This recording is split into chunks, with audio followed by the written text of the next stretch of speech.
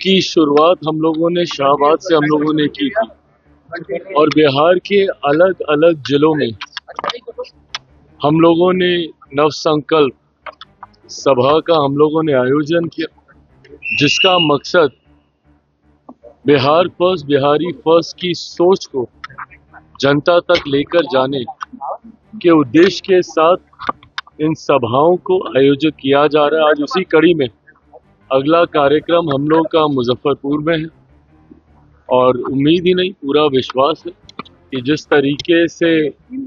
बाकी तमाम सभाओं में एक जन सैलाब देखने को मिला है, आज वैसे बिहार बंद हम सब के द्वारा बिहार बंद का भी आयोजन किया गया है। पूरा एनडीए एकजुट होकर 12 बजे तक हम लोगों ने इस बात की घोषणा की है कि जिस तरीके से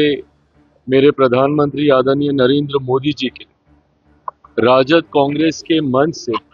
अपशब्दों का इस्तेमाल किया गया, गाली का इस्तेमाल किया गया, उनकी पूज्य माता जी के लिए जिस तरीके से गाली का इस्तेमाल कर भावनाओं को ठेस पहुंचाने का कार्य किया गया,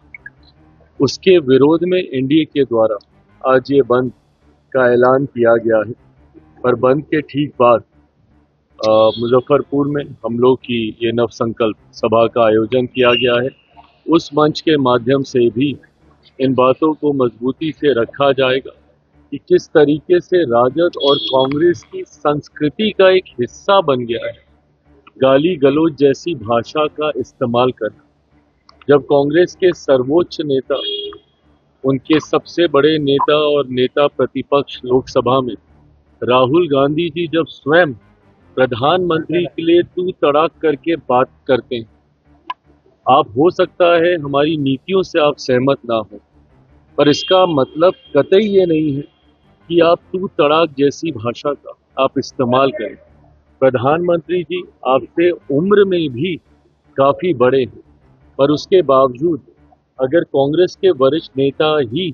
उनके बारे में इस तरीके की भाषा का इस्तेमाल करेंगे तो स्वाभाविक है कि उनके कार्यकर्ता गाली गलौज जैसी भाषा का इस्तेमाल करेंगे। और ये पहली बार नहीं है, इससे पूर्व लोकसभा के दौरान भी जिस तरीके से बिहार में नेता प्रतिपक्ष और राजद के नेता तेजस्वी यादव जी के सामने मेरे परिवार को, मेरी मां को, मेरी बहन को जिस तरीके से गाली दी गई, उस वक्त भी ये लोग खामोश रहे। आज भी अफसोस इस बात का होता है कि कम से कम एक शब्द आप इसकी निंदा करने के लिए तो कह सकते हैं, भले आपकी मंशा ना रही हो, पर अगर किसी भी व्यक्ति ने ऐसी भाषा का इस्तेमाल किया, कम से कम इतना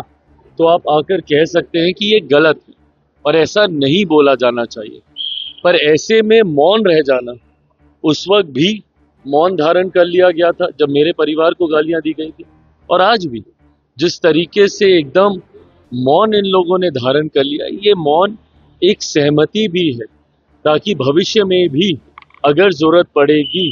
तो पुनः हमारे वरिष्ठ सम्मानित नेताओं के परिवार, माताओं, बहनों को लेकर ये लोग अपशब्दों का इस्तेमाल करेंगे। लोकसभा चुनाव के दौरान भी जनता ने इनको जवाब देने का काम किया था और इस बार पुनः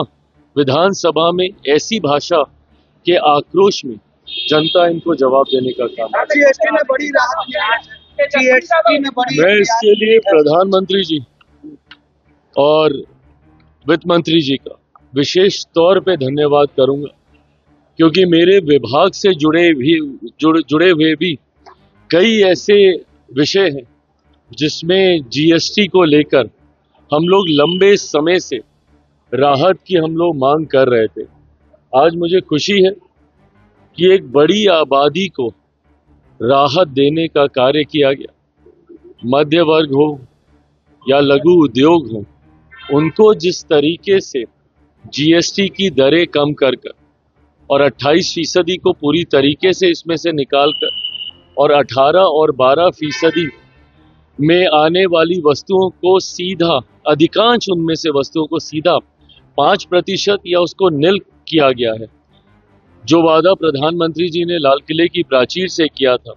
कि दिवाली से पहले जीएसटी में राहत देकर देश की एक बड़ी आबादी को महंगाई से निजात दिलाने का प्रयास किया जाएगा। आज प्रधानमंत्री जी ने अपने उस वादे को पूरा किया। मैं अपनी तरफ से अपनी पार्टी लोक जनशक्ति पार्टी रामविलास की तरफ से उनको धन्यवाद देता हूँ। तेजस्वी यादव ने कहा है कि शादी आप कब करेंगे? अरे